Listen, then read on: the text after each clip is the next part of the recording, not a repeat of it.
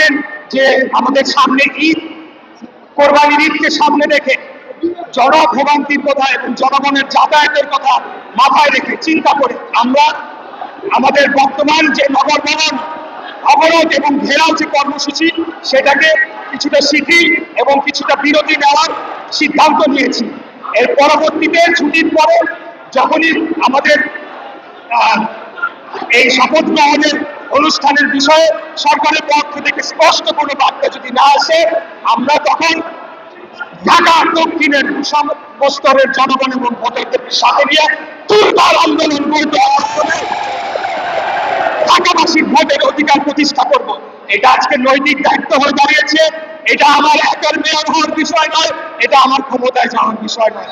আমি আবারও স্পষ্টভাবে বলতে চাই, আমি দুঃখ প্রকাশ করতে চাই যে যে জনদুর্ভোগী সৃষ্টি হয়েছে, সিটি কর্পোরেশনকে স্থগিত করে ফেলার মাধ্যমে জনগণের সেবার যে বিঘ্ন হয়েছে সেটা তাই পুরোপুরি বর্তমান অন্তর্বর্তীকালীন সরকার এবং এই বর্তমান স্থানীয় সরকার মন্ত্রণালয় তার দায়িত্বপ্রাপ্ত উপদেষ্টা এবং কর্মকর্তাদের উপর বর্তায়। তারা সরাসরি সংবিধান লঙ্ঘন করার মাধ্যমে এই আমার যে শপথ গ্রহণ অনুষ্ঠান সেটিকে না করতে দিয়ে সরাসরি সংবিধানকে লঙ্ঘন করেছে, আইনকে অবজ্ঞা করেছে, সর্বোচ্চ আদালতকে অবমাননা করছে। তাই আজকে আমরা যদি আমাদের মূল যে লক্ষ্য ছিল যে বাংলাদেশে একটা সুষ্ঠু সঠিক অংশগ্রহণমূলক গ্রহণযোগ্য নিরপেক্ষ নির্বাচন, জাতীয় নির্বাচনের মাধ্যমে জনগণের সরকারকে রাষ্ট্র ক্ষমতায় নিয়ে যেতে হবে, সেটা যদি আমরা অর্জন করতে চাই তাহলে এই যে নগর ভবন কেন্দ্রিক যে আন্দোলনটা তৈরি হয়েছে এই আন্দোলনকে আপনার চূড়ান্ত লক্ষ্যে না নেওয়া পর্যন্ত আমরা স্পষ্ট ঘোষণা দিতে চাই, কোন বহিরাগত প্রশাসন, কোন বহিরাগত উপদেষ্টা কাউকে এই নগর ভবনে প্রবেশ করতে দেওয়া হবে না।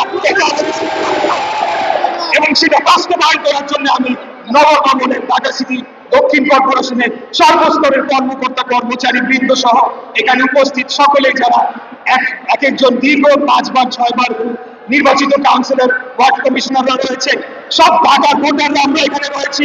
আমরা সবাই ঢাকার জনগণ, ঢাকার ভোটার, ঢাকার স্থানীয়।